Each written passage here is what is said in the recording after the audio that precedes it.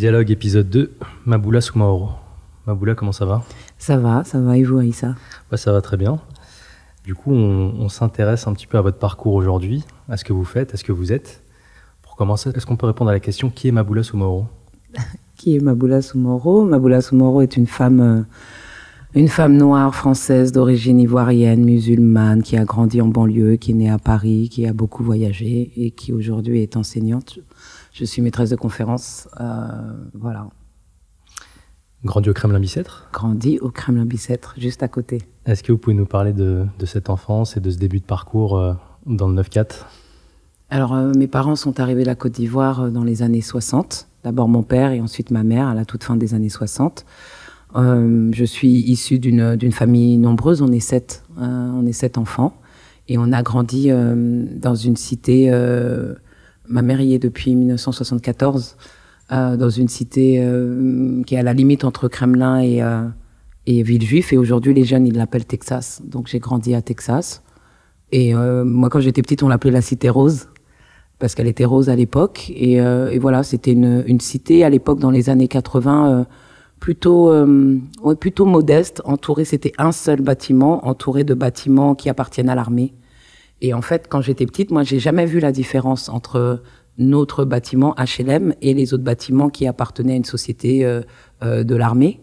Mais alors qu'aujourd'hui, c'est vraiment plus flagrant.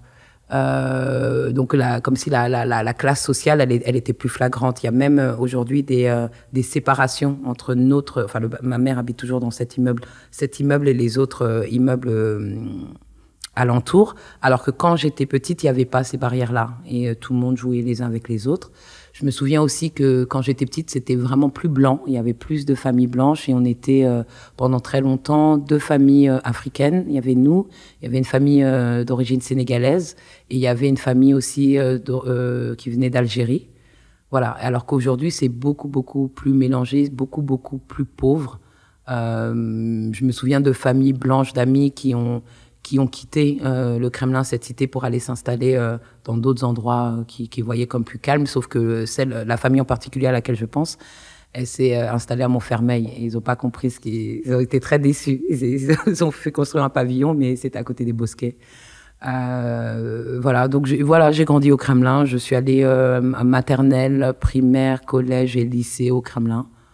Et voilà, rien de spécial, des amis, du sport, beaucoup de sport. Quoi comme sport? Au CSAKB, donc le club sportif et athlétique du Kremlin-Bicêtre. J'ai commencé par faire ce qu'ils appelaient l'initiation sportive. On faisait un peu de tout. Après, j'ai fait de la gymnastique sportive. Après, j'ai fait du handball.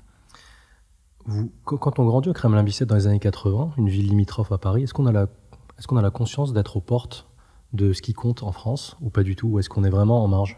Moi, je crois que le Kremlin-Bicêtre, c'est tellement proche de Paris que j'ai jamais fait la question de la banlieue et la question de l'éloignement. Elles ne se sont posées que plus tard. La Porte d'Italie, enfin même le marché du Kremlin, à l'époque, il allait jusqu'à la Porte d'Italie. On allait aujourd'hui, ça s'appelle Italie 2. À l'époque, c'était Galaxy. Donc voilà, on allait à Galaxy à Place d'Italie. Donc pour moi, Paris, c'était vraiment à côté. J'avais déjà de la famille et des amis qui habitaient dans toute l'Île-de-France. Donc je me suis... Et puis on a le métro aussi. On a le métro. Il y a le métro Kremlin-Bicêtre. Moi, j'étais plus du côté de Villejuif, Léo-Lagrange, et dont je me souviens l'ouverture, en tout cas le rallongement de la ligne 7. Ça, je me souviens, jusqu'à Villejuif-Louis-Aragon. Donc je sais pas, Paris, ça a toujours été à côté. Donc je pense que j'ai un rapport à la banlieue qui peut être différent d'autres personnes, parce que je me suis jamais sentie... j'ai plus souvent été vers Paris que vers des choses... Enfin, après Villejuif, par exemple. L'Aï, tout ça, c'était loin. Je comprends. Votre prochain livre, qui s'appelle Le Triangle et l'Hexagone, réflexion sur une identité noire, vous mettez en relation ce que vous appelez les conditions matérielles d'existence, les conditions sociales et les conditions d'identité. Comment vous les reliez et ça a joué quel rôle moteur dans votre enfance? Alors, ces conditions matérielles, je vais commencer par ça, et sociales d'ailleurs, elles ont joué un grand rôle parce qu'on a grandi pauvre. Donc moi, ma mère s'est retrouvée très vite seule, donc femme étrangère, africaine, qui élevait seule 7 enfants. Donc on a été très vite en relation avec les institutions pour les aides sociales de tout type. Je sais pas, la CAF, la DAS pour les vacances, le placement en famille d'accueil pour les vacances. Qu'est-ce qu'on a eu d'autre? Les bourses scolaires, voilà, la cantine gratuite. Qu'est-ce que je peux dire d'autre? La banque alimentaire, tout ça. Et donc, ça demandait énormément de papiers, énormément de rendez-vous, énormément de dossiers à constituer, même si moi, je suis l'avant-dernière de ma fratrie. Donc, c'est vraiment mes grands frères et sœurs qui s'occupaient de faire ça, qui épaulaient ma mère, puisque ma mère n'a pas été scolarisée et elle a appris à lire et écrire plus tard, enfin à l'âge adulte. Donc, elle était capable de lire et écrire, mais pour les papiers, c'était vraiment mes grands frères et sœurs qui géraient ça. Donc voilà, j'ai grandi en sachant qu'on n'avait pas d'argent. Enfin, c'était clair, il y avait pas d'argent du tout. Pas ou peu de vacances? Paradoxalement, beaucoup de vacances. Enfin, beaucoup. À l'époque, c'était pas de vacances au cours de l'année, c'est-à-dire pas de ski. Moi, j'ai jamais skié de ma vie, par exemple, et c'est parti de là. Parce que j'ai jamais eu l'occasion. Et puis ensuite, à l'âge adulte, ça m'a pas particulièrement intéressé, mais j'ai pas eu ça. Mais au niveau de l'école, les voyages scolaires, on y arrivait. Ma mère faisait tous les efforts nécessaires et surtout, elle utilisait tous les bons vacances. Donc, en vérité, on est toujours systématiquement, on est parti l'été, soit en famille d'accueil ou soit dans des centres familiaux où chaque famille avait une petite maison. Et j'ai beaucoup voyagé à travers la France grâce à ça. Et ma mère, contrairement à d'autres gens de ma famille ou d'autres gens de la communauté Djoula, parce que nous on est Djoula, je crois qu'on était une des seules familles à faire ça. Et ma mère trouvait que c'était extrêmement important et on allait, je sais pas, on a visité les châteaux de la Loire, et elle faisait des visites, elle disait c'est important pour l'école, donc ça vraiment je l'ai fait. Je suis tout le temps partie en vacances grâce à la CAF et la DAS. D'accord. Et Soumaoro, ça vient d'où? Soumaoro, ça vient de la Côte d'Ivoire. C'est très commun comme nom. Il y a des Soumaoro. On est Djoula, donc les Djoula, ce sont des commerçants qu'on trouve à travers l'Afrique de l'Ouest. Vous pouvez en trouver au Sénégal, au Mali, au Burkina Faso, en Guinée, Conakry, jusqu'en Mauritanie. Enfin, c'est comme si je m'appelais Dupont. Donc il y a des manières de les placer qui sont différentes. Il y a un H ou sans H. Voilà, souvent au Mali, c'est Soumaoro sans H, des choses comme ça. Mais voilà, c'est Djoula, c'est musulman. C'est quand la première fois que vous avez eu la conscience de l'identité noire, comme vous l'appelez? Est-ce que c'est le voyage aux États-Unis qui le renvoie au départ ou c'est bien avant? Je pense que quand j'étais jeune, pour moi, il y a plusieurs identités. Il y avait l'identité Djoula, il y avait l'identité ivoirienne, l'identité africaine et l'identité noire. Donc pour nous, pour ma famille, moi je viens d'une famille extrêmement traditionnelle qui vient d'un endroit précis de la Côte d'Ivoire, qui a son mythe fondateur pour cet endroit précis. Donc j'ai vraiment été élevée dans une généalogie, dans une descendance vraiment très marquée, puis très célébrée. Donc on est Djoula, on est de Séguéla, on est de la Côte d'Ivoire. Voilà, c'est clair, notre nom veut dire quelque chose, les prénoms de chacun de mes frères et sœurs veulent dire quelque chose. Voilà, on nous a inculqué ces valeurs. Ensuite, il y avait la vie en dehors de la maison et là, c'était clair que j'étais africaine ou que j'étais ivoirienne et que j'étais noire. Donc, le fait d'être qualifiée de noire par l'extérieur, ça a très tôt été comme, pour moi, très problématique. C'est-à-dire que c'était pas seulement t'es noir, c'est sale noir ou noir, je sais pas, noir caca, noir étrangère, noir. Ça, c'est d'emblée et ça, c'est très tôt. Donc quand j'étais petite, je savais pas trop quoi en faire, mais et après plus tard quand vous avez évoqué les États-Unis, c'est ça que j'ai étudié. En commençant par me réfugier derrière les Afro-Américains qui avaient une identité noire qui était valorisée, contrairement à mon identité noire, mon identité africaine ou Djoula ou ivoirienne qui n'était pas du tout valorisée en France. Donc au départ, je me suis intéressée aux États-Unis, aux Afro-Américains, aux Noirs des Amériques en général. Et c'est une fois que j'ai voyagé là-bas que je me suis intéressée à ma propre identité. En fait, moi, dans toutes ces histoires, qu'est-ce que ça voulait dire d'être noir? Qu'est-ce que ça pouvait vouloir dire? Elle est venue d'où cette volonté d'aller aux États-Unis? C'est le rêve américain de tout le monde. Enfin, il y a l'impérialisme culturel américain qui est réel et qui existe. Enfin, ça c'est pas nos générations seulement. Il y a Johnny Hallyday, il y a Eddie Mitchell, il y a, je sais pas moi, le rock and roll et l'adaptation française de donc les années 50, 60, enfin l'après Deuxième Guerre mondiale. Enfin, le chewing-gum, la musique, le jazz, voilà. Moi, je suis de la génération hip-hop. Je suis de la génération donc des années 80, Michael Jackson, Michael Jordan, Whitney Houston, Madonna, tout ça, les films, Hollywood. Donc pour moi, je voulais aller aux États-Unis, mais je pense pas que que j'étais la seule dans ce cas. Il y a plein de gens, jusqu'à aujourd'hui, on présente la ville de New York dans les publicités. Enfin, c'est New York, ça fait toujours rêver. Donc moi, j'ai grandi comme ça, donc je voulais y aller.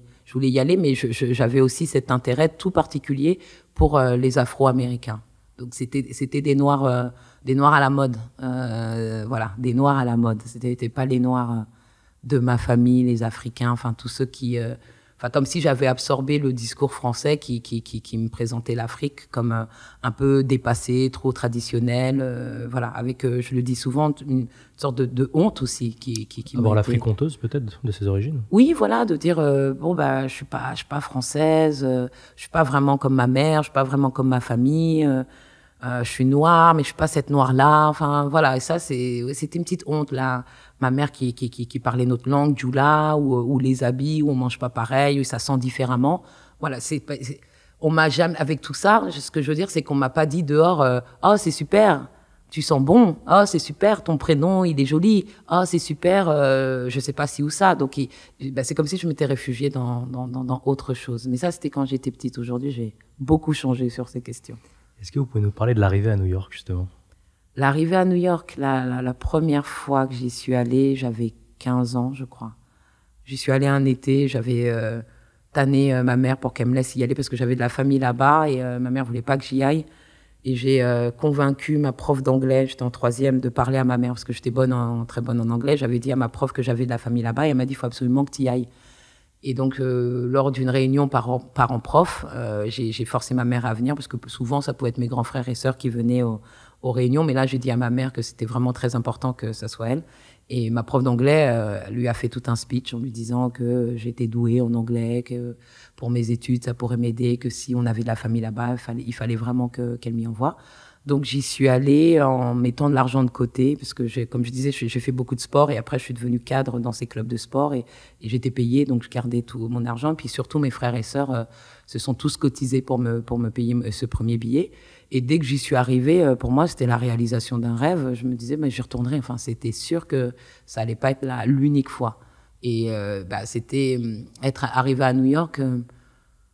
C'était être comme dans un film, voir les ponts. Voilà, quand on sort de l'aéroport et si on est en taxi, enfin en voiture, il y a les ponts qui mènent à Manhattan, tous les grands immeubles.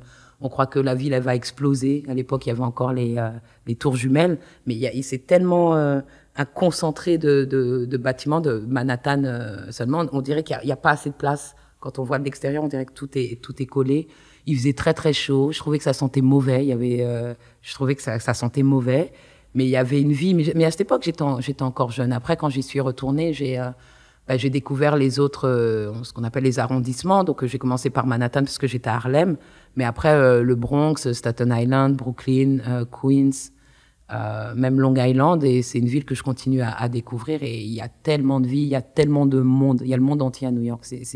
Ça reste ma ville préférée jusqu'à aujourd'hui. Il y a trop de culture, il y a trop de mélange, il y a trop d'opportunités.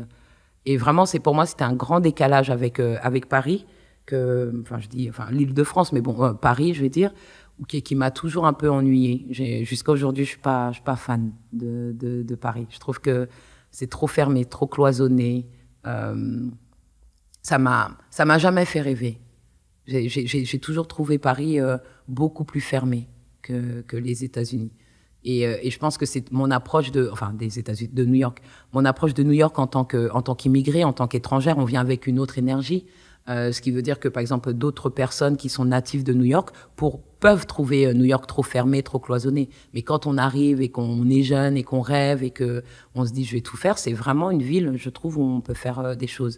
Ici, parce que j'ai grandi au Kremlin-Bicêtre, parce qu'il y a une condition sociale, parce qu'il y a aussi une condition raciale, on s'aperçoit très tôt, qu'il y a des espaces où on n'est pas les bienvenus, des espaces où on n'a presque pas le droit d'aller, ou qui nous sont fermés. Ça, les gens peuvent me raconter ce qu'ils veulent aujourd'hui. Non, je sais très bien comment je me sentais. Et même si on a tendance à dire oui, mais ce sont des barrières que vous mettez vous-même, non, c'est pas vrai, il n'y avait pas que ça. Il y avait des choses que je voulais et que j'ai pas obtenues. Du coup, l'arrivée à New York, le City College notamment. Oui, le City University. Absolument. Qu'est-ce que vous y étudiez? Quand je suis arrivée, donc moi j'étais déjà pour étudier, je venais de finir une maîtrise en anglais à l'université de Paris 12 à Créteil, puisque comme j'étais du Kremlin-Bicêtre, on m'a envoyé à Créteil. Alors que moi, je rêvais d'aller à Paris 3, à Censier, donc à 4 stations du Kremlin. Mais on m'a envoyé à Créteil, qui est à 1 heure du Kremlin. Donc j'avais fini ma maîtrise en anglais, j'avais travaillé sur l'impérialisme britannique. Et donc c'était civilisation britannique d'un côté en mineur, et en majeur c'était civilisation américaine, et j'avais travaillé sur la création du Libéria, et je m'étais intéressée à ce qu'on appelle le nationalisme noir aux États-Unis, donc cette tradition intellectuelle et politique qui a vraiment émergé au 19e siècle et qui part de l'idée que les Noirs des Amériques sont en situation de diaspora du fait de la traite négrière transatlantique, et qu'il faut qu'ils se souviennent de l'Afrique, il faut qu'ils aient cet élan nationaliste et cet élan de création d'une nation noire. Voilà. Et moi, ça m'intéressait beaucoup de voir comment des Noirs des Amériques et des Noirs des États-Unis avaient, je sais pas, idéalisé, envisagé l'Afrique. C'était quoi leur rapport à l'Afrique, sachant qu'ils étaient partis depuis longtemps. Et c'est là que j'ai commencé à m'interroger sur mon propre rapport à l'Afrique, qui, moi, je croyais plus direct, plus sain, plus... je sais pas, plus légitime, parce que l'Afrique, c'était ma mère. Mais sauf que j'y étais pas née et que j'y vivais pas. Donc moi aussi, j'avais un décalage qui n'était pas aussi grand que ceux des Noirs des Amériques, que celui des Noirs des Amériques. Donc voilà, donc quand je suis partie, c'était pour faire un DEA, un premier DEA. Aujourd'hui, c'est un Master 2. Et je voulais travailler sur justement ce rapport à l'Afrique des Afro-Américains dans la pensée nationaliste noire du 19e siècle. C'est sur ça, le souvenir de l'Afrique. Et donc, notamment à travers l'expérience du Libéria, puisque c'est une colonie qui a appartenu à une sorte de société philanthropique blanche américaine, et qui a décidé d'organiser le retour, pas de tous les Noirs, non, le retour des Noirs libres, parce qu'il y a toujours eu des communautés de Noirs libres aux États-Unis, et ces Noirs libres étaient un peu comme une sorte de gène, constituait une gène dans la nation américaine, parce que soit on était noir et on était esclave, ou soit on était blanc et on était libre, riche ou pauvre, propriétaire d'esclaves ou pas, mais en tout cas. Et si on était noir et qu'on était libre, on posait vraiment un problème. Est-ce qu'on devait avoir les mêmes droits que les blancs? Donc il y a cette société qui s'appelle donc The American Colonization Society, qui a décidé d'acquérir une terre en Afrique de l'Ouest et d'y rapatrier des volontaires noirs libres. Et donc ceux qui ont accepté de partir, c'est les Noirs qui se sont dit que de toute façon ils n'auraient jamais ce qu'on appelle de démocratie raciale aux États-Unis, donc autant retourner sur le lieu d'origine. Mais c'est une histoire problématique parce que les Noirs qui sont repartis et qui sont partis au Libéria, mais ils n'étaient pas nécessairement du Libéria. Les Noirs des États-Unis ont la particularité d'être majoritairement nés sur le territoire des États-Unis. Et il y a eu un accroissement naturel qui a été organisé et encouragé par les propriétaires d'esclaves, contrairement à d'autres endroits où il y a eu toujours une importation d'esclaves. Donc le lien avec le continent africain, il a été rompu depuis longtemps, même s'il y a eu évidemment la rétention de pratiques culturelles ou de langues ou de petites choses. Donc ces Noirs américains, quand ils sont partis au Libéria, nous, on a envie de croire qu'ils sont partis, ils ont reconnecté, ils ont retrouvé, comment dire, je sais pas moi, leurs aïeux, leur culture. Voilà, roots. Sauf que ils ont créé leur colonie et ils étaient à part. Donc aujourd'hui, quand on regarde la guerre civile qui a frappé le Libéria, je crois que c'était dans les années 90, elle vient de quelque part en fait. Il y a des tensions ethniques qui viennent de quelque part, et surtout il y a une élite d'ascendance afro-américaine qui vient de cette période. Le drapeau du Libéria, il y a juste une étoile, mais il y a aussi des traits rouges et blancs. Enfin, c'est une adaptation du drapeau des États-Unis. La constitution du Libéria, elle a été rédigée d'après la constitution américaine. La capitale du Libéria, c'est Monrovia, et Monrovia, ça vient du nom d'un président américain. Monroe. Voilà. Enfin, il y a toutes ces choses donc voilà, je trouvais ça intéressant. Bref, donc quand je suis partie aux États-Unis, voilà, j'ai étudié ça, l'histoire américaine. J'ai étudié aussi beaucoup d'anthropologie, l'anthropologie de la Caraïbe noire notamment. J'ai étudié de la littérature, des lettres françaises, parce que moi j'étais pas en lettres, mais j'ai pris donc un cours avec Édouard Glissant, qui enseignait à l'époque, que je ne connaissais absolument pas. J'y suis allée par hasard. Et j'ai étudié aussi avec un grand spécialiste qui a disparu il y a juste quelques mois, qui s'appelait Colin Palmer, et qui est un spécialiste de la diaspora africaine. Et c'est vraiment lui qui m'a m'a mis dans ces histoires de diaspora. Et puis des cours d'histoire africaine aussi. J'avais pris des cours d'histoire africaine. C'est ça que j'ai fait la première année. Du coup, vous revenez en France, notamment à l'université, et on vous dit que le nationalisme noir, ça n'existe pas. Oui. J'arrive avec mon mémoire.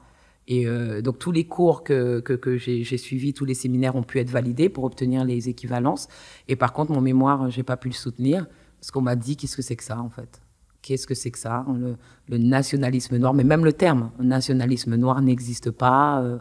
Alors que je me souviens, il y avait déjà eu un petit accrochage l'année précédente, parce que lors de la soutenance de mon mémoire sur la création du Libéria, j'avais dit que ce départ vers le Libéria était on va dire l'une des premières émergences de cette question du nationalisme. Et je me souviens que pendant la soutenance, ma prof, elle avait déjà dit non. Voilà. Mais un an plus tard, je reviens et elle me dit non, c'est pas possible. Et je me dis, qu'est-ce qui se passe? J'ai lu plein de livres et dont le titre ou des articles ou des choses dont le titre était Black Nationalism. C'était ça. Donc, est-ce qu'on peut se dire on peut pas dire que c'est une mauvaise traduction, parce que c'est juste une traduction littérale. On peut discuter du fait que peut-être qu'on n'appellerait pas ça nationalisme, mais en tout cas, je sais pas, c'est comme si moi je m'appelle Maboula et que quelqu'un me disait tu t'appelles pas Maboula, je m'appelle Maboula. Tu peux trouver ça moche, beau, enfin anachronique, ce que tu veux, mais c'est mon prénom. Donc là, il y a eu un problème, il y a eu un gros problème. Et en plus, on m'a dit que ce que j'écrivais était raciste. Comment est-ce que vous expliquez ça? Parce que le milieu universitaire apparaît souvent comme progressiste sur ces idées-là. Comment est-ce qu'on peut expliquer cette opposition? Le milieu universitaire, il apparaît souvent comme progressiste. Je sais pas, sur ces idées-là, je dirais pas que c'est vrai. C'est censé, en théorie, être le lieu du savoir. Et comme si ces lieux de savoir n'avaient pas produit de pensée raciste de toute façon. Donc, il y a plein de penseurs, de chercheurs, d'intellectuels qui ont énoncé à travers les siècles des choses racistes. Donc, l'université, elle n'est pas protégée de ça. Mais peut-être qu'elle s'imagine protégée de ça. Donc, moi, je pense que quand je suis partie aux États-Unis, ce qui s'est passé avec ma prof, c'est qu'elle me connaissait depuis la première année à Créteil et que là, elle venait de devenir professeure des universités et elle avait muté à Paris 7. Elle m'avait demandé de venir avec elle à Paris 7 et j'insiste, c'est elle qui m'a dit de venir en me disant que c'était une meilleure fac. C'est comme ça qu'elle me l'a présenté. Et je pense qu'elle a dû se dire que j'étais sa petite chose, voilà, qu'elle m'avait vu grandir, évoluer, et elle m'avait toujours dit que j'étais intelligente, que j'avais du potentiel. Et je pense que quand je suis partie aux États-Unis, je lui ai un peu échappé. Et elle m'a imaginé, je sais pas. Je crois que, voilà, elle m'a dit, et ça c'est très précis, elle m'a dit, vous êtes laissé happer par le communautarisme américain. Et donc pour elle, je crois qu'elle s'est dit, elle est partie aux États-Unis. Elle a dû rencontrer des blacks, elle est restée avec des blacks et elle est devenue black et maintenant je vais la sauver parce que maintenant elle est revenue en France et ce qu'elle veut faire, ça ne convient pas, ce qu'elle veut faire c'est raciste et surtout elle m'avait aussi dit il n'y a pas de Black Studies, de département de Black Studies en France, il faut que je pense à ma carrière, il faut que je fasse un sujet qui rentre un peu plus dans les, je sais pas moi, dans les rangs. Ça a été vu un peu comme une forme de communautarisation, peut-être? Mon séjour aux États-Unis. Bon, ce fait de vouloir porter les Black Studies, ce genre de choses, vous êtes peut-être, entre guillemets, radicalisé aux États-Unis. Voilà, moi je pense que c'est ça, que je me suis radicalisée, que je suis devenue une noire qui faisait des trucs sur les noirs et que ça allait pas être possible. Enfin, je pouvais faire des choses sur les noirs, mais pas tous les noirs. La pensée nationaliste, c'est une pensée, c'est radical, hein, c'est du séparatisme, c'est du suprématisme noir, la race noire et la race supérieure. Enfin, il y a plein de choses qui sont problématiques, mais qu'on peut étudier. Et moi, j'ai l'impression qu'elle me voyait comme nationaliste noire. Donc, je pense que pour moi, c'était comme fallait pas que je devienne cette noire-là. Au début, j'étais une noire gentille, française, pour une pauvrette de banlieue qui va s'élever socialement grâce à l'éducation, tout ça. Et puis là, si je commence à devenir une noire vénère, c'est plus drôle. C'est plus drôle. Donc, elle m'a dit non. Et ensuite, je lui ai présenté Elle m'a dit non. Et ce qu'il faut savoir, c'est que normalement, quand on fait un master, on soutient un mémoire et après le mémoire. Ce que je veux dire, c'est que si le mémoire il est rejeté, c'est vraiment c'est très négatif. Et c'est pas à tout le monde qu'on donne une deuxième chance pour faire un deuxième mémoire. Donc moi, elle voulait vraiment me sauver. Et elle m'a dit bon c'est pas grave, oublions cette année. Et puis vous refaites un mémoire et tout va rentrer dans l'ordre. Elle voulait que les choses rentrent dans l'ordre. Et donc, quand je lui ai proposé mon nouveau sujet, là, elle a dit, bah non, c'est pas possible. Donc là, j'avais décidé de travailler sur la nation d'islam et le mouvement Rastafari. Et donc, pour elle, ça posait des problèmes d'ordre méthodologique. Je pouvais pas travailler, selon elle, en même temps sur les États-Unis et la Jamaïque. Il fallait que je choisisse. Et quitte à choisir, valait mieux choisir les États-Unis que la Jamaïque, parce que la Jamaïque, ça sert à rien. Et que dans les études d'anglais, on étudie principalement la Grande-Bretagne et les États-Unis. On fait très rarement, enfin, c'est déjà ouvert quand on parle du Canada et même de l'Australie. Mais si vous commencez à parler du Nigeria ou même, je sais pas, de l'Inde ou du Pakistan ou de Trinidad, là, vous êtes dans un délire. Donc, elle m'a dit non, plutôt les États-Unis. Et elle m'a dit non, c'est pire. Nation d'islam, bon, à la rigueur, il y a eu Malcolm X de Spike Lee, mais il y a eu beaucoup de choses dessus. Mais par contre, pour les Rastas, là, il va vraiment falloir changer de discipline et il faudrait faire de l'ethnologie ou de l'anthropologie.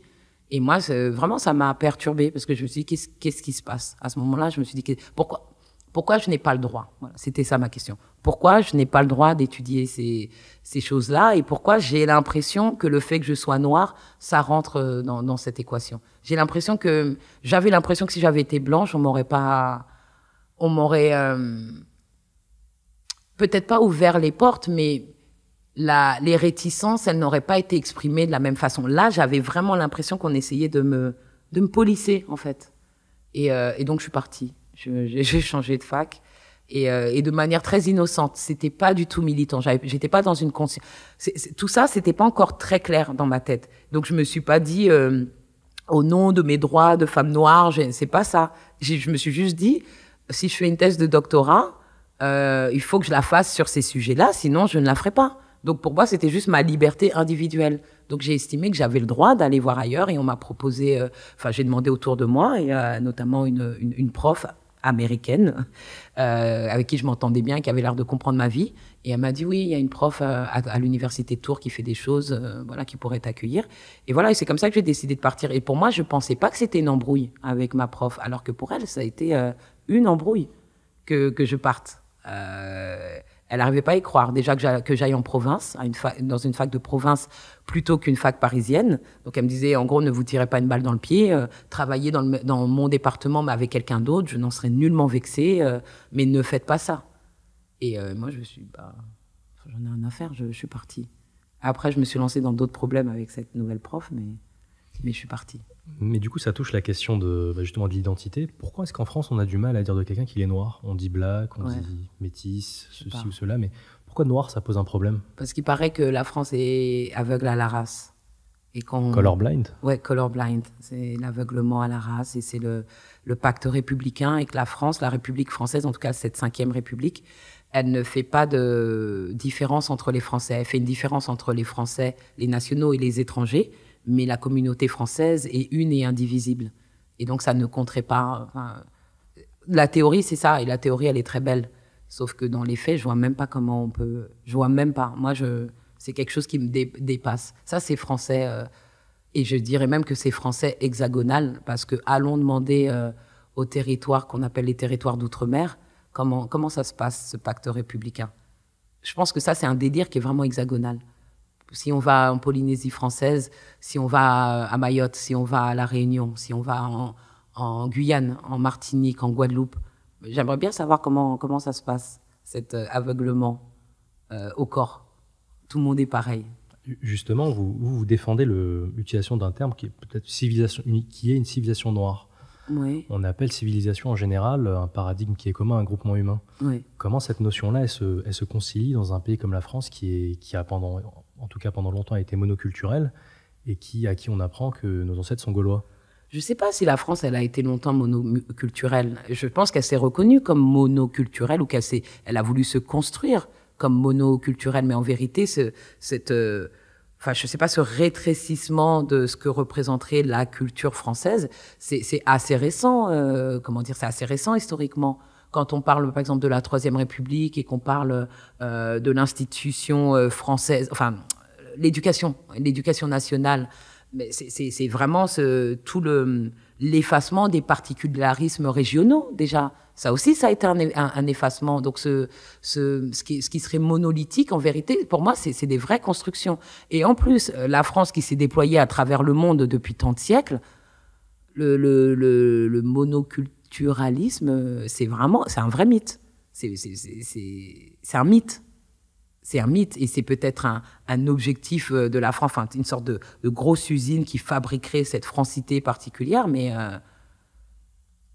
je sais pas, quand on parle de la francophonie aujourd'hui, je parle vraiment de la francophonie politique, telle qu'elle est organisée, telle qu'elle est maintenue par la République, bah, où est-ce que se déploie cette francophonie ? Dans quels endroits du monde et quelles sont les cultures de ces endroits du monde et comment les cultures de ces endroits du monde vont même transformer la langue française. Qu'est-ce qu'elles font de la langue française? Donc pour moi, il y a une sorte de double discours. Justement, vous avez parlé du régionalisme. Est-ce que finalement, on n'est pas à une époque où chaque groupe humain, chacun a son paradigme et donc chacun écrit son histoire? Peut-être l'histoire des Noirs, peut-être l'histoire des Basques, peut-être l'histoire de... Chacun l'écrit, mais moi, chacun l'écrit et chacun l'a toujours écrite, cette histoire. Là, on dirait que ça pose problème parce que l'existence de l'écriture de ces histoires, c'est pas nouveau. Les gens de n'importe quelle culture, de n'importe quelle civilisation produisent ce qu'ils ont à produire.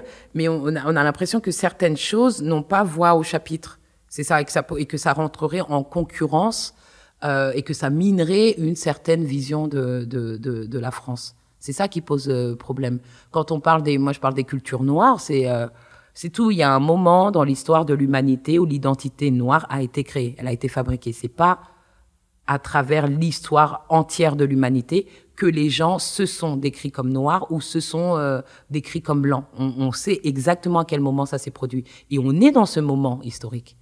Donc, c'est tout, faisons avec, on est dans ce moment historique. Quand les Noirs ont été déplacés du continent africain vers les Amériques, parce que c'est ma spécialité, c'est ce que j'ai étudié, les gens ne sont pas partis en se disant on est Noir, et même pas on est Africain. Les gens sont partis en tant que Yoruba, Wolof, je sais pas moi, Djoula, Bambara, toutes les affiliations ethniques qu'ils avaient.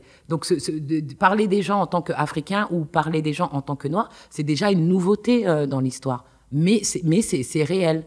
Et aujourd'hui, si les gens essayent de dire qu'on soit noir, qu'on soit blanc, je sais pas moi, qu'on soit d'apparence, je sais pas, arabe ou asiatique, c'est pas, on ne le voit pas, c'est pas vrai, parce que le moment, enfin 2019, découle de ces siècles précédents qui ont organisé le monde géopolitiquement de cette façon. C'est de ça dont je parle. Il y a des moments, je sais pas, il y avait des noirs dans la Grèce antique, en Rome antique, il y avait, je sais pas, pour les Égyptiens. Pour la civilisation égyptienne, ce qui comptait, ils avaient un fort ethnocentrisme, et eux, ce qui comptait pour eux, c'était le lieu de naissance.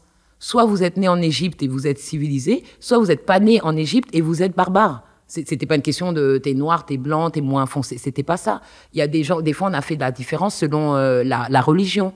Des fois, on a fait de la différence selon le régime alimentaire. Ben là, on est juste dans pour moi, je vois pas ce qu'il y a de si compliqué à comprendre.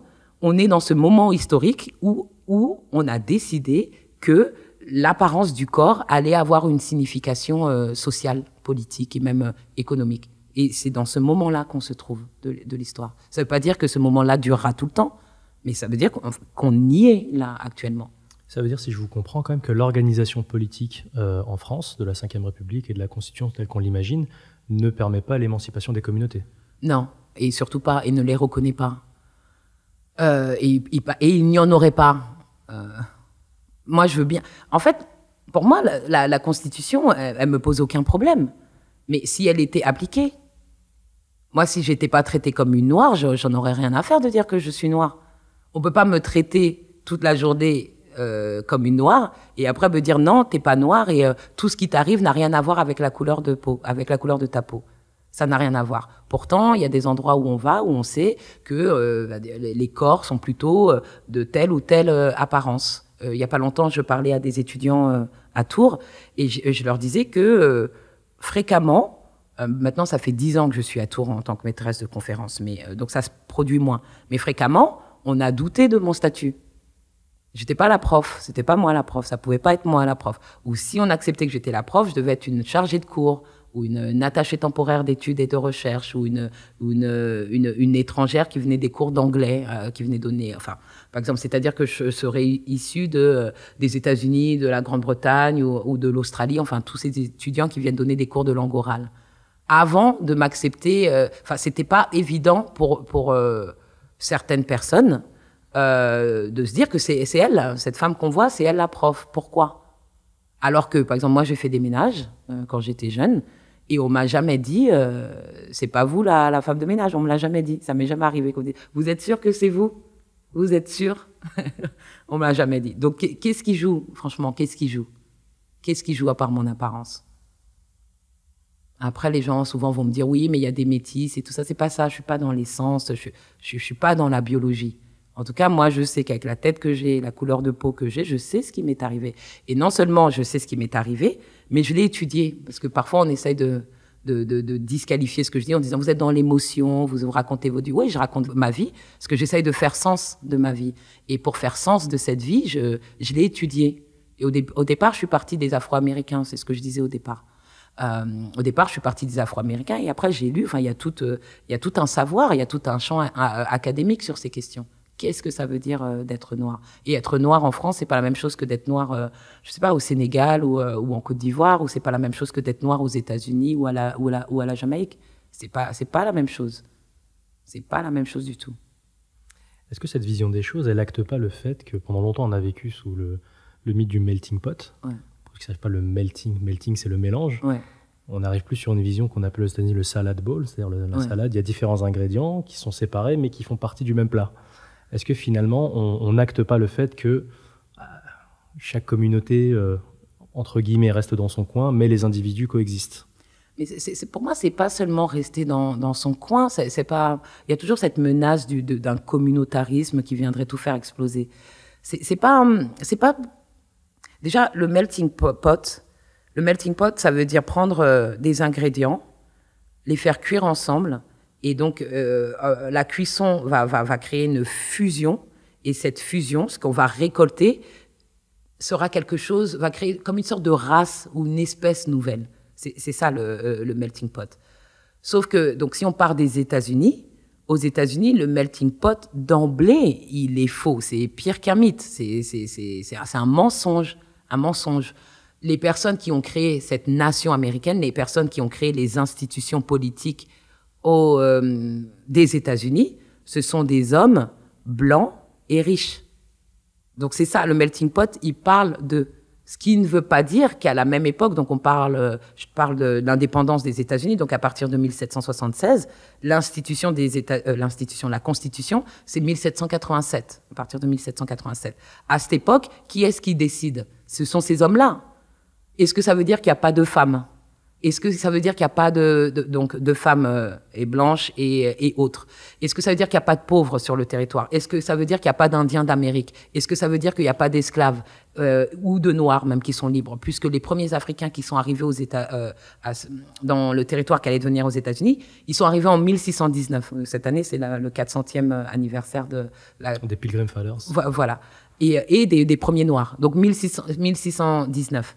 Donc, tous ces groupes-là, ils sont pas inclus dans les institutions politiques. Donc, de quel melting pot on parle depuis le départ?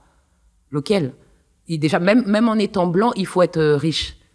Ou il faut être propriétaire terrien, ou il faut pouvoir payer des taxes pour pouvoir voter. Donc, cette vision-là, elle est d'emblée, elle est fausse. Elle est fausse. Donc, à partir de là, se dire qu'avec les grandes vagues d'immigration, notamment du 19e siècle, où là, il y a des migrants qui viennent de territoires qui ne font pas partie des territoires traditionnels d'immigration. Au début, c'était vraiment plutôt Europe de l'Ouest, voilà, plutôt tradition protestante, enfin tous les WASP. Fin du 19e siècle, c'est plutôt Europe de l'Est, Europe du Sud, et là, il y a des catholiques, il y a des orthodoxes, il y a des choses, et puis ils sont pauvres. Et là, on va dire, mais nous, on est les vrais Américains. Enfin, c'est un débat sans fin parce que les vrais Américains, on n'a qu'à parler aux Indiens d'Amérique, on va se demander qui sont les vrais Américains. Donc, ces notions-là, quand on les utilise en France, déjà, je trouve qu'on a une méconnaissance des États-Unis qui est incroyable. Et en France, on a l'impression de connaître bien les États-Unis parce que c'est un pays qui nous est familier, c'est un pays impérialiste, je veux dire culturellement et médiatiquement. Donc souvent on va dire oui, non, parce qu'aux États-Unis c'est les communautés, on connaît pas le pays. Franchement, on le connaît très mal. J'entends toujours des inepties prononcées de manière très courante. Et après, on va se dire, oui, mais nous, on n'est pas comme aux États-Unis, on n'a pas de communauté, on n'a pas... Enfin, je sais pas quoi dire. Franchement, je sais pas quoi dire. On n'a pas de communauté. Il n'y a pas eu le Bumidum qui a fait venir des personnes issues des territoires d'outre-mer à partir des années 60. On n'a pas, je sais pas moi, accepté de la main-d'œuvre issue des anciens territoires coloniaux après la Deuxième Guerre mondiale. Enfin, je sais pas, il y a même les Portugais, les Italiens qu'on oublie aujourd'hui. Enfin, c'est plus des communautés, ça. Je sais pas ce que ça veut dire. Je sais pas ce que ça veut dire. Et j'ai l'impression que ça pose aussi la question de la citoyenneté. Parce qu'il y a des choses qu'on peut, et c'est déjà problématique, mais imposer aux nouveaux arrivants. Mais je trouve que le vrai problème, c'est nos générations. Parce qu'on n'est pas des nouveaux arrivants, on est nés là. Alors, qu'est-ce que vous allez dire maintenant? Si je suis né là, qu'est-ce que c'est que cette... je sais pas comment le dire, j'ai toujours un anglicisme qui me vient, mais cette performance de la francité. Pourquoi il faudrait que moi, ma francité, elle me demande un effort? Si maintenant, ok, mes parents n'étaient pas français, pourtant je suis française parce que mes parents sont nés en Côte d'Ivoire, alors que la Côte d'Ivoire faisait partie de l'Empire colonial français, c'est ça, je ne suis pas née française, même si je suis née à Paris, je suis née ivoirienne, et ensuite j'ai été réintégrée, c'est le terme administratif. Et j'ai été réintégrée sur la base de l'histoire coloniale française. Donc, mais maintenant, je suis née ici, en France hexagonale.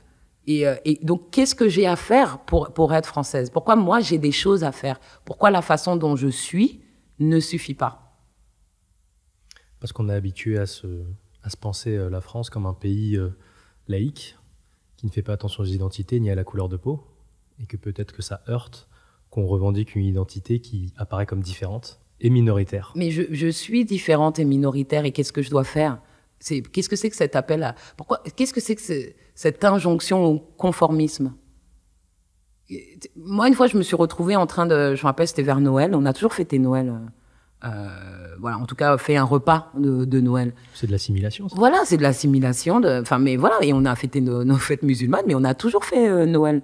Et je me suis dit, un jour, c'était un repas de Noël, et j'étais en train de... Est-ce qu'il y avait du foie gras? Je sais plus ce que je mangeais, mais un truc qui serait identifié comme vraiment français.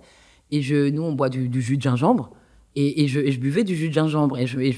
On plaisantait à table parce qu'on disait, mais qu'est-ce qu'ils veulent de plus?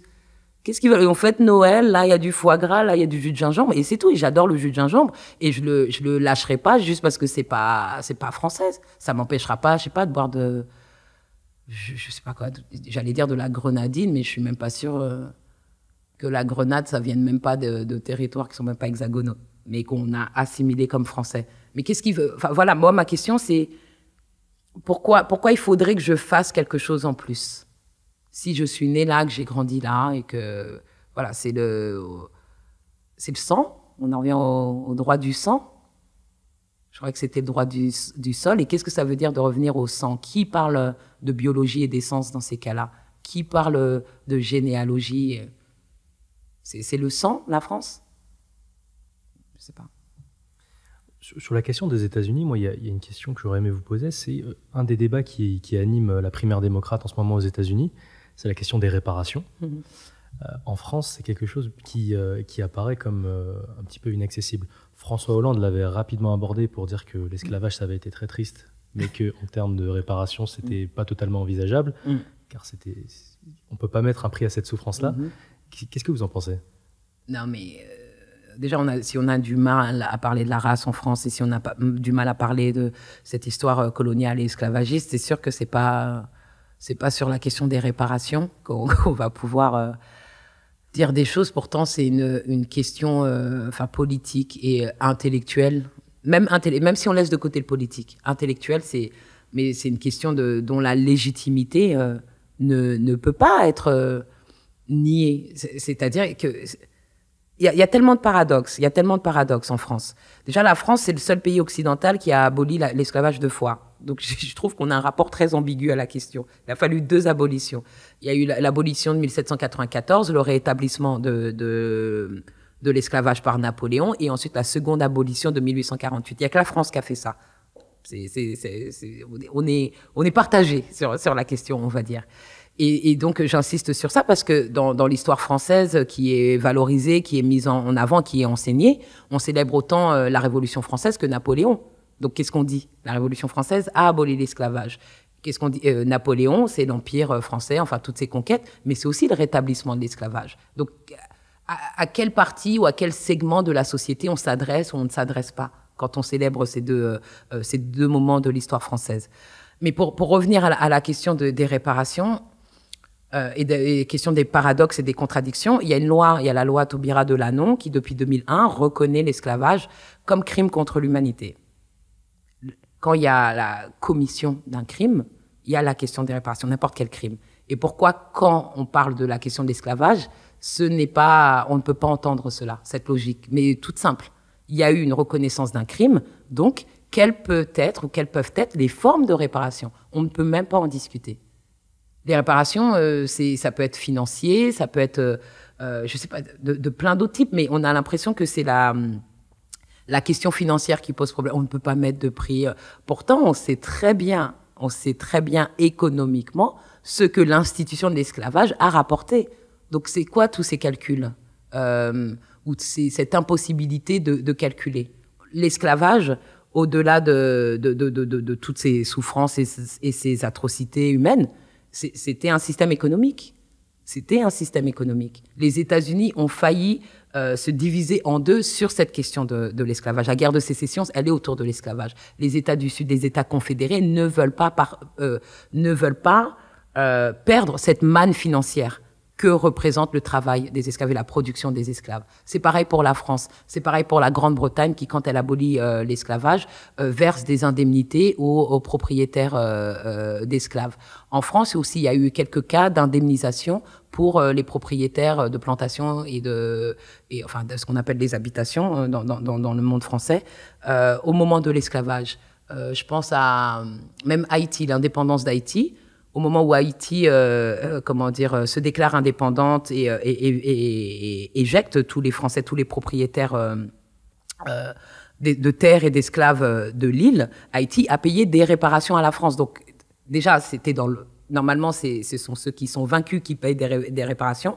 Là, on a un cas où c'est les vainqueurs qui ont dû payer des réparations à la France. Mais ce que j'essaye de dire, c'est que les conséquences financières, à chaque fois que l'esclavage a été aboli, elles étaient très, très claires. Alors, pourquoi aujourd'hui, elles nous semblent aussi peu claires? L'esclavage, oui, bon, c'est ainsi, il faut s'en remettre. Non, qui s'est fait de l'argent? Qui ne s'est pas fait de l'argent? C'est très concret, en fait.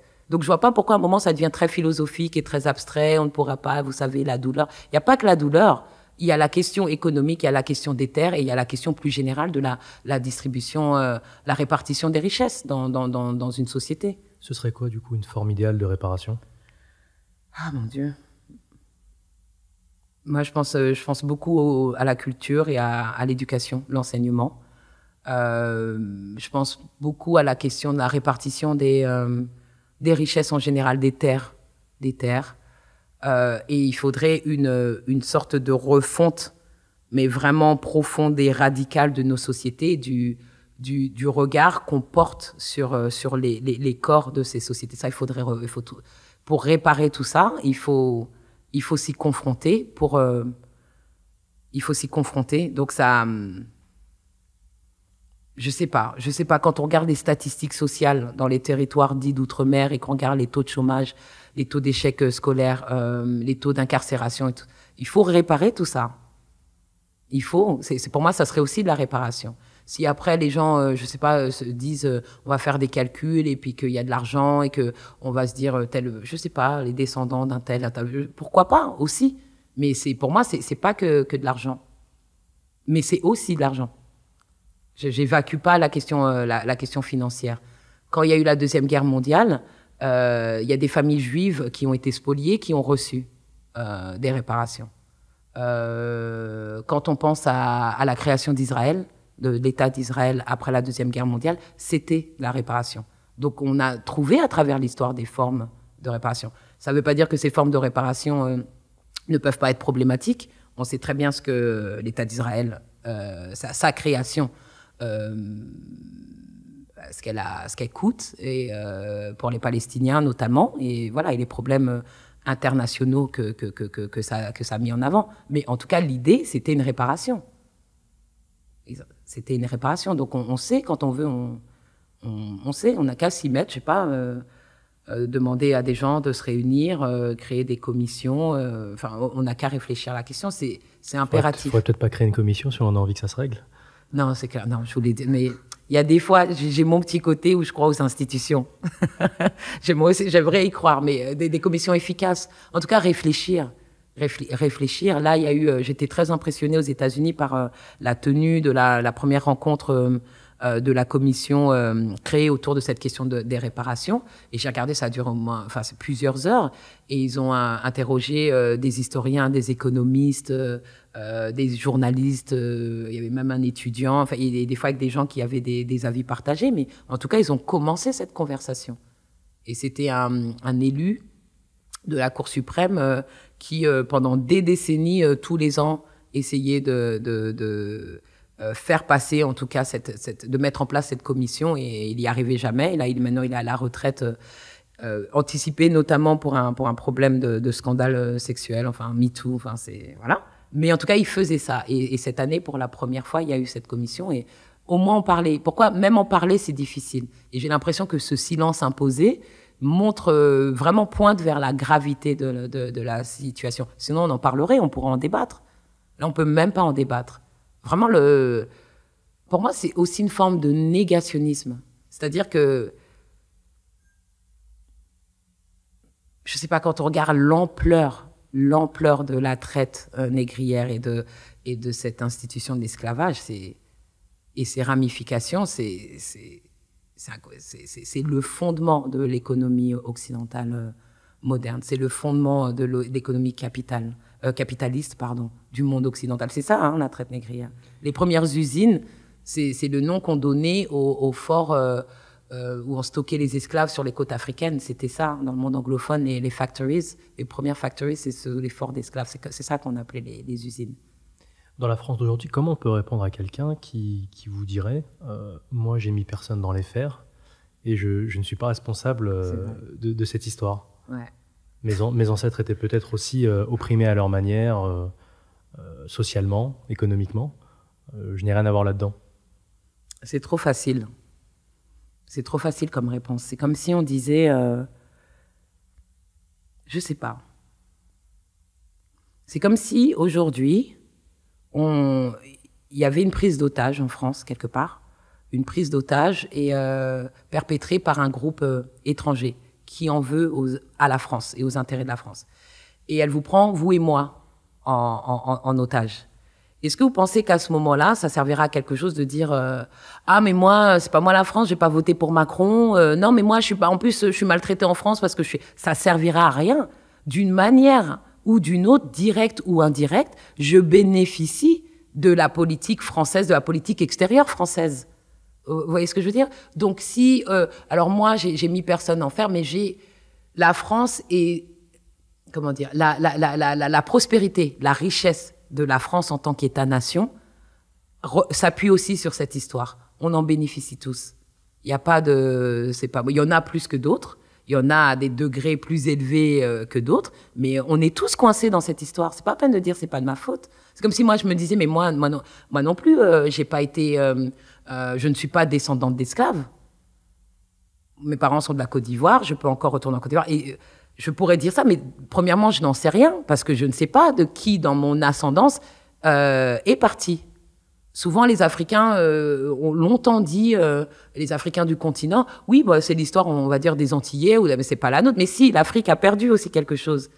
Tout le monde dans ce triangle transatlantique y est. Donc, c'est trop facile. Et il y a quoi? Pour moi, ce qui m'intéresse quand j'entends ça, c'est pourquoi ça devient si urgent et si important de s'éloigner de cette histoire. C'est pas moi, c'est pas moi, c'est pas moi, c'est pas moi. C'est qui? C'est qui? La France, c'est qui, au final? La France, c'est nous tous, hein. Et c'est pas l'histoire juste des Antillais ou des Réunionnais. C'est censé être l'histoire de la France entière. On y est tous, d'une manière ou d'une autre. Ça devrait concerner tout le monde, en vérité. Et oui, on en bénéficie tous. Et en plus, plein d'autres. Enfin, et je sais pas, les Blancs plus que les Noirs, de fait. l'histoire de la traite négrière, de l'esclavage, c'est l'histoire du racisme. Et le racisme, il impacte tout le monde. Et c'est pas parce que, par exemple, on est une personne blanche et qu'on n'est pas raciste qu'on peut dire oui, mais non, mais c'est pas moi. Parce que, par exemple, si on parle des discriminations, le poste qu'on ne donnera pas à une personne qu'on dit de couleur, il reviendra à une autre personne qui, elle, n'est pas de couleur. Donc, c'est ça le bénéfice. Il n'est pas direct, il n'est pas voulu, mais en tout cas, vous en bénéficiez. C'est ça l'effet. Donc, quand on parle des intentions, oui, mais je voulais pas, mais c'était pas ça. C'est pas ça qui compte, c'est les effets. C'est les effets, c'est tout. Comment vous percevez le fait que certaines de vos revendications sont perçues comme du racisme anti-blanc? Oh mon Dieu. Mais quelles sont mes revendications déjà pour commencer? Qu'est-ce que je revendique, moi? Souvent, on me dit que j'ai des revendications, mais je ne sais pas de quoi on me parle. Le fait de dire que je suis noire ou que le racisme existe, ou que l'histoire coloniale ou l'histoire esclavagiste devrait être plus largement enseignée, mieux enseignée. C'est ça mes revendications. Parce qu'on me dit souvent qu'en plus que je suis militante, et je me dis, comme je connais des militants, je me dis c'est vraiment un manque de respect envers ces gens-là. Moi, j'ai pas la même vie, je fais pas les mêmes activités. Donc si c'est signer 3 pétitions, un jour avoir le temps d'aller à une manif, alors qu'il y a des gens qui sont militants au quotidien. Non. Mais en tout cas, pour la question, pour être plus proche de la question, le racisme anti-blanc, mais qu'est-ce que c'est que cette escroquerie? Enfin, c'est incroyable. Et je me dis, même en essayant d'accepter cette logique, même si je devais accepter l'existence du racisme anti-blanc qui n'existe pas, ça ne veut pas dire qu'il n'y a pas des marques, je sais pas moi, des signes d'hostilité ou de violence qui touchent des personnes qui sont perçues comme blanches. C'est pas de ça dont on parle. Il n'y a pas de système, il n'y a pas une idéologie dominante diffusée à travers des institutions, notamment l'éducation nationale, qui a dit aux personnes d'apparence blanche qu'elles font partie d'une race inférieure. Il n'y a jamais eu ça. Le racisme, c'est pas un moment. Le racisme, c'est une longue période, c'est des siècles, c'est une organisation, c'est un système. Donc, le système qui voudrait ou qui ferait en sorte que les personnes d'apparence blanche ont une vie plus difficile et à tous les niveaux, je sais pas, social, médical, éducatif, je sais pas, économique, politique, toutes ces déclinaisons. Si ce système existe, qu'on me le montre, voilà, qu'on me le démontre. Moi, je l'ai jamais vu. Moi, je l'ai jamais vu. Et je ne crois pas faire de mauvaise foi. Parce que souvent, moi, ce dont je parle, les gens vont me dire, je l'ai jamais vu non plus. Mais c'est de la mauvaise foi. Ça, c'est de la mauvaise foi. C'est pas du déni, c'est de la dénégation. Alors, et donc, en ayant expliqué tout ça, quand on parle de racisme anti-blanc et que il faudrait que ça devienne une sorte de cause nationale ou internationale, il faudrait mobiliser tous les moyens pour lutter contre. Voilà. Si j'accepte cette existence, bah, je me dis, alors, ok, mais on aurait bien aimé, tout ce qu'on dit, c'est qu'on aurait bien aimé que cette urgence et que cette mobilisation, elle touche les autres formes de racisme qui ont existé avant ce racisme anti-blanc. Même si on vous donne ce racisme anti-blanc, pourquoi c'est à ce moment-là et ce seul moment-là qu'on doit tout mettre en œuvre pour lutter? Pourquoi tous les récits ou toutes les revendications ou toutes les plaintes qui ont touché d'autres corps avant n'ont pas suscité toute cette urgence? Tu vois, et ça, c'est seulement au moment où même je veux même plus discuter de l'existence ou de la non-existence. Mais au moins reconnaissons ça. Si ça existe, ce racisme anti-blanc, vous vous rendez compte du scandale que vous faites là? Eh bien, ce scandale-là, on l'aurait voulu avant, quand il y a d'autres personnes qui n'étaient pas blanches qui ont dit que le racisme existait. Moi, c'est tout ce que je peux répondre. C'est honteux. C'est scandaleux. Mais c'est d'une indécence sans nom. Ah, c'est très, très grave. Ah, aujourd'hui, c'est très grave. Ça vous touche aujourd'hui. Et donc là, ça devient grave. Et qu'est-ce qui se passait avant? Vous n'avez pas honte? Même si je le prends juste à ce niveau-là. Voilà, c'est ce que je pourrais dire. Mais sinon, à la base, je me dis, c'est juste une perte de temps de parler de racisme anti-blanc. C'est une tentative d'évacuation. Et ça va, c'est bon. Je dis pas que c'est agréable. Je dis pas que y a pas de la violence et même physique. C'est pas ça que je dis. Mais il faut arrêter. J'ai jamais rencontré quelqu'un qui m'a dit j'ai pas eu de boulot parce que je suis blanc. J'ai pas eu ce boulot-là. Et je parle de boulot parce que la structure économique, elle est aussi racialisée. Donc, qui fait qu'un travail, ce qu'on appelle les biens rares, un travail désirable, valorisé, bien payé. Si maintenant, il y a quelqu'un qui veut absolument être, je sais pas moi, une femme blanche qui veut absolument être coiffeuse dans un salon afro et qui se dit, oui, on m'a pas prise parce que je suis blanche. De toute façon, on parle de salaire, de quel type de salaire, enfin voilà, quelles conditions de travail. On n'en est pas encore à la perte ou à la non-accession à des biens rares, à des biens valorisés. De par la structure économique où on a plus de chances d'être riche et blanc que d'être riche et noir, ou d'être en position de pouvoir et blanc, que ce qui ne veut pas dire qu'il n'y a pas de noirs riches. Vous voyez ce que je veux dire? Donc non, franchement, c'est fatigant ces histoires. Le racisme anti-blanc, c'est la honte de dire ça. C'est du négationnisme, c'est d'une violence, c'est de la mauvaise foi. C'est incroyable. C'est incroyable. Non, je sais pas, vraiment, je sais pas quoi dire. Je ne sais pas quoi dire. Ces questions-là sont au centre de ce qu'on appelle les études décoloniales. Oui. Donc, de manière conceptuelle, comment on peut définir ce que c'est que les études décoloniales pour ceux qui ont envie de s'y intéresser? Moi, les études décoloniales, c'est juste des chercheurs. C'est un mouvement qui vient notamment d'Amérique latine. Je sais pas comment dire. On dirait que en ce moment, on en parle. Et les médias ont repris, ils reprennent à tout va comme ça en disant, comme il y a un moment, c'était la théorie du genre. Ils ont dit que c'était la théorie du genre. Déjà, c'est une mauvaise traduction. Enfin bon, bref. Je sais pas comment dire. Les chercheurs qui sont catégorisés ou qui appartiennent à un mouvement, parce qu'il y a un mouvement décolonial, c'est des personnes qui s'intéressent à l'entrée de l'Occident dans ce qu'on appelle l'ère moderne. Voilà. C'est-à-dire que le moment où les puissances occidentales se sont déployées à travers le monde, notamment les Amériques. Et c'est des personnes qui s'intéressent qui questionnent les chronologies, qui questionnent l'histoire, qui questionnent les perspectives. On parle des études décoloniales, il y avait des études post-coloniales. Enfin voilà, ce moment-là, cet état des lieux, c'est-à-dire qu'est-ce qui s'est passé à ce moment, qui a parlé, qui a produit notamment des savoirs, qui les a imposés, qui les a fait circuler, et comment on peut résister et produire des contre-récits. Voilà, et proposer des perspectives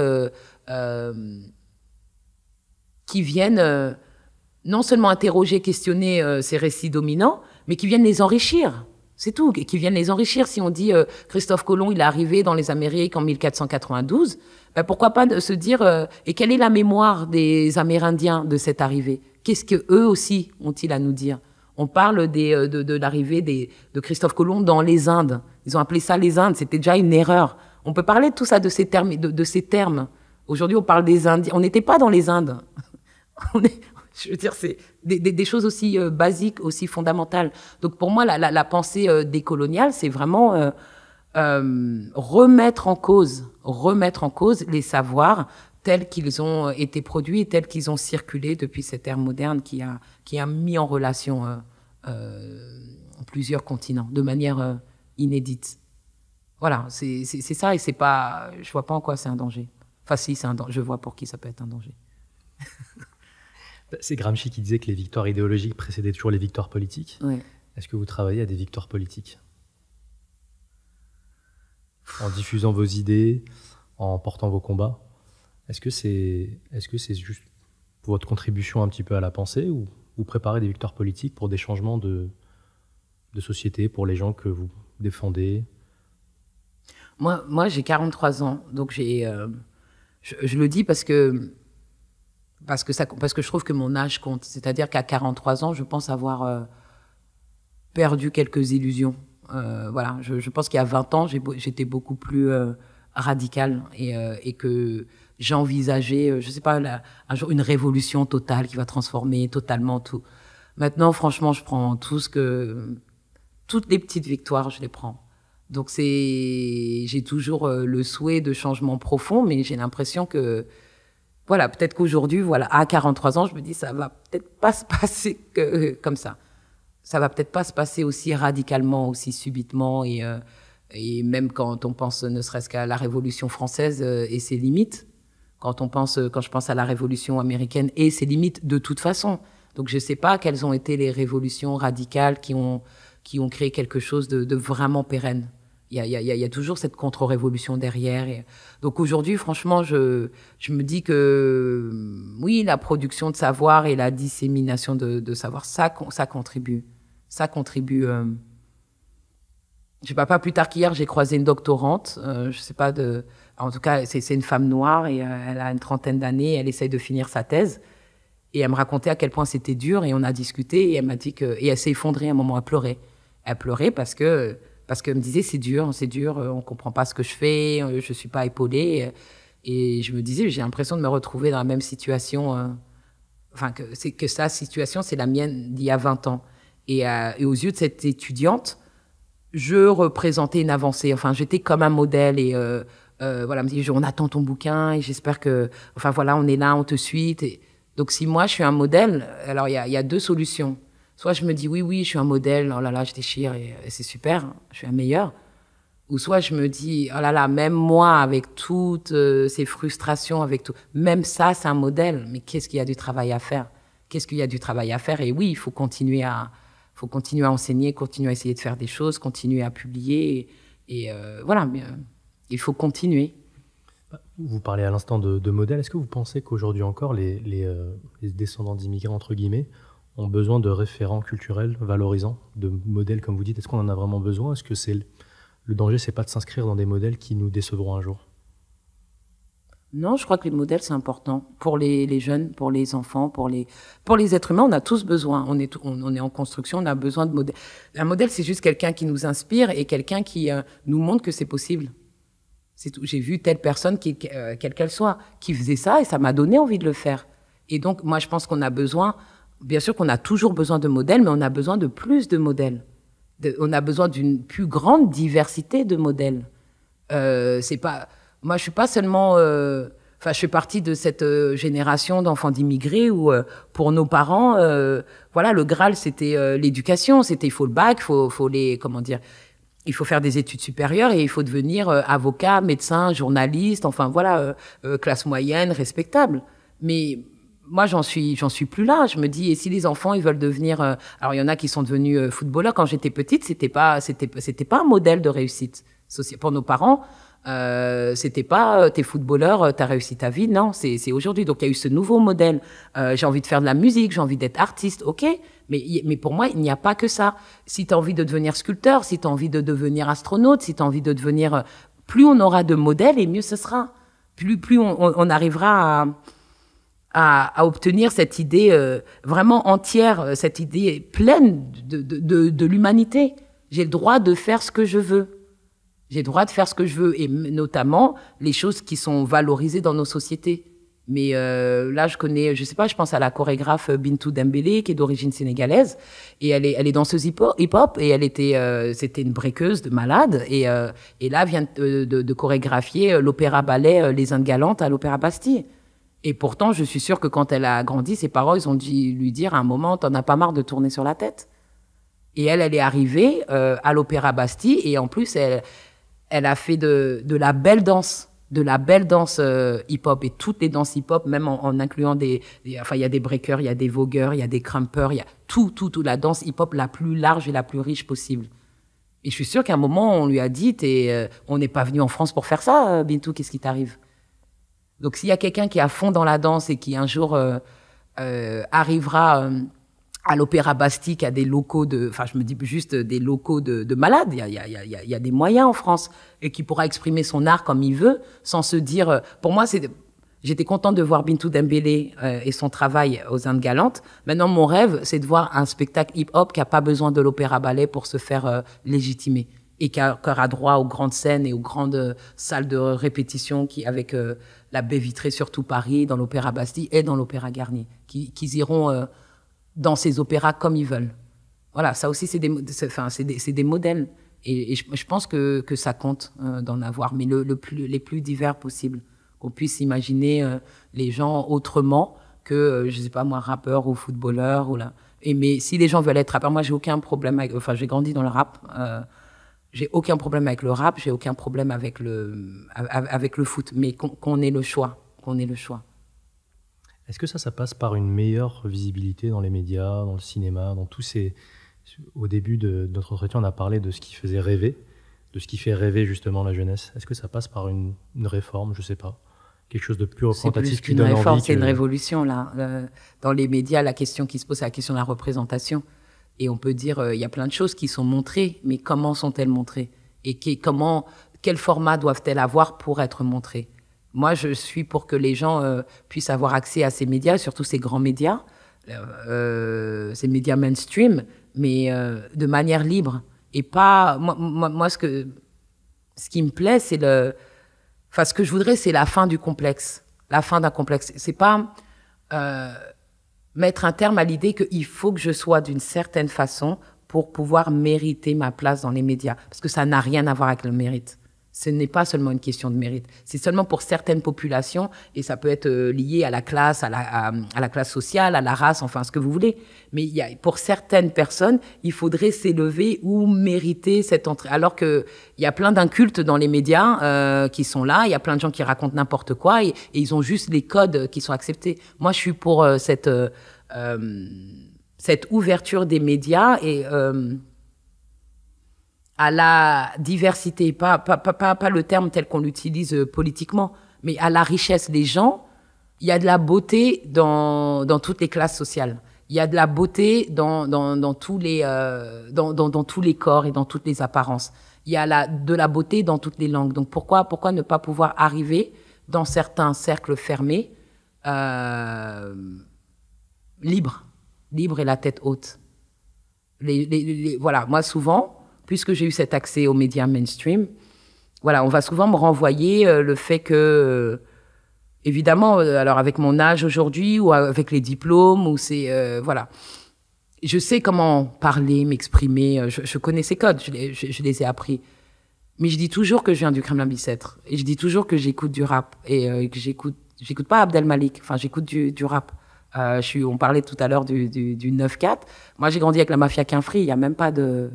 Et je le dirai toujours. Ça ne m'empêche pas d'aimer d'autres choses, mais je ne cacherai jamais cette partie de ma culture qui m'a construite autant que les livres et autant que les intellectuels que j'ai étudiés. Ça m'a construit. Moi, quand j'étais jeune, enfin, je faisais du sport. Après le handball, j'ai fait de la danse. Je faisais de la danse hip-hop. Enfin, et j'ai toute cette culture qui m'a véritablement construite. Si j'ai voulu faire une thèse sur la nation d'islam et le mouvement Rastafari, c'est parce que j'écoutais du rap et du reggae et qu'on parlait souvent de la nation d'islam dans des textes de rap et qu'on parlait souvent du rastafarisme dans le reggae, évidemment. C'est ça. Donc pour moi, l'enjeu, c'est toujours d'arriver et de pouvoir pénétrer tous ces espaces, et notamment les espaces valorisés. D'avoir des Toni Morrison. Toni Morrison, d'avoir des Toni Morrison, oui, d'avoir des Toni Morrison. Mais on a des Maryse Condé déjà, mais on les connaît pas. Maryse Condé, c'est l'équivalent de Toni Morrison. Et la France a beaucoup couvert la disparition de Toni Morrison, là, au mois d'août. Et on verra ce qui se passera quand... Elle a moins couvert son existence, mais... Voilà, mais en tout cas, il y a eu tout un temps, il y a le monument, enfin, tout le monde a dit, il y avait quelque chose à dire. C'est comme quand Aimé Césaire, il est mort. Tout le monde a dit le chantre de la négritude, funérailles nationales. Plein de gens se sont dit, c'est qui Aimé Césaire? Qu'est-ce qu'on en a à faire? Enfin, on le connaît pas. Mais ce que je veux dire, c'est que si on a parlé de Toni Morrison récemment, c'est parce qu'elle a été prix Nobel de littérature. C'est la première femme noire à avoir obtenu le prix Nobel de littérature. L'année dernière, en 2017, 2018, je sais même plus quelles années, 2018, Maryse Condé, la Guadeloupéenne, elle a obtenu l'équivalent du Nobel de littérature, puisque l'année dernière, par le biais du scandale MeToo, il n'y a pas eu de prix Nobel de littérature, parce qu'il y avait un scandale sexuel au sein de l'Académie de littérature. Bon, donc, ils ont décidé de ne pas décerner le prix de littérature. C'est pour ça que cette année, il y en a eu 2. Mais en réponse à cette annulation du prix de 2018, il y a un mouvement lancé par des féministes notamment qui a créé la Nouvelle Académie. Et la Nouvelle Académie a décerné un prix de littérature bien moins doté que le prix Nobel, mais bien plus démocratique, c'est-à-dire que c'est des libraires, je crois, et des éditeurs qui ont fait une sorte de shortlist, et après ce sont les lecteurs du monde entier qui ont qui ont voté, et ce prix est revenu à Maryse Condé. On n'en a absolument pas entendu parler. Et pour moi, je dis, c'est un truc de malade. Elle a gagné ce prix-là. Elle est de la Guadeloupe. Elle est française. Et on n'en a pas, entendu parler. Et Maryse Condé a parlé de Toni Morrison dans certains de ses ouvrages. Et Toni Morrison avait conscience de l'existence de Maryse Condé. Donc, je me dis, on a notre équivalent. Pourquoi il faut toujours aller vers les États-Unis et se dire, il y a une grande femme américaine, une femme noire qui a écrit. Il y a des femmes noires en France qui font des choses et qui ont fait des choses. Et on ne peut pas les voir. On n'arrive pas à les voir. Donc, une de mes contributions, par exemple, ça sera toujours de parler de Maryse Condé à chaque fois que j'en aurai l'occasion. C'est tout. Comme ça, peut-être qu'il y a des gens qui la liront. Et je l'enseigne aussi. Vous avez parlé du mouvement MeToo. Selon vous, on en est où de la condition des femmes en France en 2019, vous qui vous décrivez comme femme noire et musulmane? Ça va être peut-être un mauvais exemple, mais juste en venant, j'écoutais, j'aime bien en roulant, j'écoute souvent Radio Courtoisie, parce qu'ils me font rire. Parce que des fois, je me dis, j'essaye d'aller aux racines du délire, donc j'aime bien écouter leurs débats. Et là, juste en venant, il y avait une émission autour d'un livre, je l'ai prise en cours, donc je ne sais pas quel est le livre, mais c'est un historien qui parlait des femmes dans le christianisme. Et qui parlait, Mais c'était tellement délirant. Enfin, il y avait des femmes aussi dans ce débat. Voilà, le christianisme qui a beaucoup œuvré pour l'émancipation de la femme, notamment au Moyen-Âge, enfin... Je sais pas. Enfin, il y avait plein de trucs. C'était la fête. On sait très bien que les religions monothéistes, en tout cas, quelles qu'elles soient, il y a des problèmes avec le traitement des femmes. Toutes les religions. Je donne cet exemple parce que là, ça m'intéressait de voir comment. C'était pas seulement être chrétien ou catholique. C'était pas seulement Radio Courtoisie, c'est un historien. L'homme qui parlait était un historien et qui à un moment faisait des références au féminisme et à l'émancipation des femmes. Il parlait des 50 dernières années. À un moment, il a parlé de Judith Butler et de la théorie du genre, et puis il disait que ça l'intéressait pas du tout, ça l'ennuyait. Il a parlé aussi de Simone de Beauvoir en disant que oui, c'était l'égérie du féminisme. Bon, passons. Et je me disais, ça existe encore en France. Alors pourquoi on nous dit qu'il y a, quand on parle du voile, quand on parle de l'islam en général, ce sont, je sais pas, c'est une religion rétrograde qui vraiment met à mal les velléités féministes des femmes françaises. Moi, je trouve que la question féministe, et pourtant je me suis vraiment très tardivement décrite comme féministe, parce que pour moi, le féminisme, c'était un truc de femme blanche, enfin ça n'avait pas l'air de me concerner. Mais maintenant, oui, enfin, je sais que je suis une femme, donc je défends mes intérêts, je suis féministe de cette façon, mais il n'y a pas que les femmes voilées dont on doit parler, il n'y a pas que des femmes voilées dont on doit parler. Je comprends pas, il n'y a toujours pas d'égalité de salaire, il n'y a toujours pas de... je sais pas, quand on regarde la politique, quand on regarde les postes à haute responsabilité, enfin, en fait, je comprends pas. Je ne comprends pas ce discours qui essaie de se rassurer en disant chez nous c'est mieux, on n'est pas en Afghanistan ou je sais pas, on n'est pas dans quel pays musulman, et en plus ça va toujours être les mêmes, parce que quand on parle d'islam, on parle pas du Sénégal, hein. Enfin c'est pas du Sénégal dont on entend parler. Je sais pas, le droit des femmes, les droits des femmes et les... Enfin, il y a du boulot, mais pour toutes les femmes. Et il faut pas croire que les femmes blanches françaises seraient l'avant-garde et les plus libérées. Voilà, moi, si des femmes veulent être voilées, qu'elles se voilent. Si des femmes ne veulent pas se voiler, qu'elles se voilent pas. À un moment d'être obligées d'être voilées ou d'être obligées d'être dénudées, pour moi, c'est le même problème. Hein. C'est comme ça que je le vois. C'est l'obligation, le problème. Et je sais pas, la représentation du corps féminin en France dans l'espace public, et je pense que ce soit les médias ou à la publicité, il y a des sacrées questions à se poser. C'est pas à peine d'aller se cacher derrière le voile, hein. Il y a pas que, si on considère que le voile est un problème, il n'y a pas que ce problème. Il y a pas que, je sais pas, mettre des femmes nues pour vendre des yaourts. Enfin, voilà, ça aussi, c'est un problème. Donc, la question des femmes, oui, c'est une question récurrente. Enfin, je sais pas. Ne pas voir qu'il y a des problèmes, c'est pareil. C'est pour moi, ne pas voir qu'il y a des questions liées au racisme, c'est du négationnisme. C'est tout. Tout va bien, nous on est bien, on fait ci, on fait ça. Non, c'est ridicule. Est-ce que cette manière de vouloir défendre toutes les femmes et pas seulement une certaine catégorie de femmes, c'est le but ou l'objectif proposé par l'intersectionnalité du féminisme? Oui. L'intersectionnalité, c'est... voilà, avant l'intersectionnalité, il y avait des mouvements, notamment dans les années 70, post-mouvement pour les droits civiques. Ce qu'elles ont dit, les théoriciennes, c'est qu'elles disent que dans leur analyse et de politique de la société, elles parlent des États-Unis, elles parlent d'où elles sont, disant que elles ont dit que au moment où les femmes noires pauvres seraient libres, de fait, la société entière serait libre. Parce que toutes les femmes seraient libres, tous les pauvres seraient libres, toutes les, je sais pas moi, les sexualités seraient libérées, puisqu'il y avait aussi beaucoup de lesbiennes ou de personnes qui questionnaient l'hétérosexualité. Ils disaient, de fait, c'est nous l'avant-garde.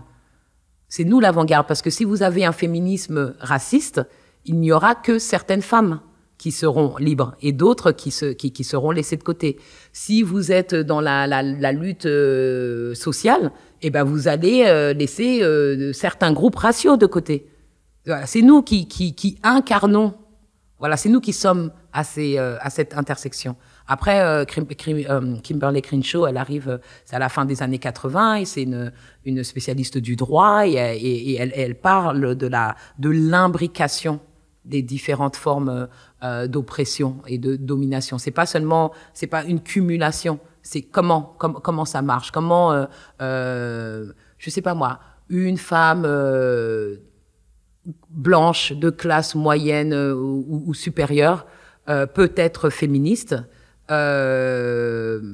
et mener des combats ou voilà, être à la tête, je sais pas, de partis politiques ou d'associations, et va s'appuyer pour mener à bien ses combats sur le travail de sa nounou, de sa femme de ménage, qui est structurellement moins payée, qui dans les faits sera souvent, enfin pas blanche. C'est ça. Comment on articule tout ça? C'est ça les questions de l'intersectionnalité. Comment on a besoin, quand on fait partie d'une certaine classe sociale, on a besoin de s'appuyer sur une classe sociale inférieure. Et il y aura une femme, on est une femme soi-même, et il y aura une femme en dessous. Qu'est-ce qu'on fait? Qu'est-ce qu'on fait de ça? Donc l'intersectionnalité, c'est une approche globalisée de toutes ces questions. Et bien sûr que l'approche, il faut qu'elle soit globale. L'une des anthologies féministes noires des États-Unis, très connue, la plus connue, si on la traduit, c'est toutes les femmes sont blanches, tous les hommes sont noirs, mais certaines parmi nous sont courageuses. C'est-à-dire que dans nos catégories, quand on pense, en tout cas aux États-Unis, quand on pense au noir, bah, le noir c'est un homme, puisque voilà, c'est un homme. Les femmes, bah, on pensait aux femmes blanches, on n'a pas pensé aux autres femmes. Et après, il y a toutes celles voilà, qui sont ni blanches ni hommes. Est-ce qu'on pense à elles? Maboula Soumaoro, merci d'avoir répondu à mes questions. J'espère que je ne vous ai pas trop éprouvé. C'était des questions... Je suis fatiguée, mais ça va. Mais c'était intéressant d'avoir le temps de discuter un peu plus profondément de tout ça. Peut-être que certains diront qu'il n'y avait pas de contradiction, mais c'est bien parfois de ne pas avoir de contradiction, parce que la contradiction, c'est toute la vie, toute la société, toute la journée. Donc c'est bien d'être à l'aise. Il est de tradition que je vous laisse le mot de la fin. Si vous voulez recommander Maryse Condé encore, c'est le moment. Ben oui, on va recommander enfin, ce que je veux dire, c'est on va recommander Maryse Condé, qui est auteur d'une vingtaine de romans, qui a écrit pour les enfants aussi, qui a écrit aussi du théâtre, qui a écrit de la critique littéraire, des livres aussi sur les cultures de la Caraïbe. Enfin voilà, c'est un des monuments méconnus. Si vous aimez Toni Morrison, vous aimerez Maryse Condé. Voilà, et on n'a pas besoin d'aller seulement aux États-Unis, et c'est peut-être hypocrite de ma part parce que j'y suis allée, que je continue d'y aller, mais on a des pépites. Et il est temps qu'on se regarde en face et qu'on s'aime d'ici.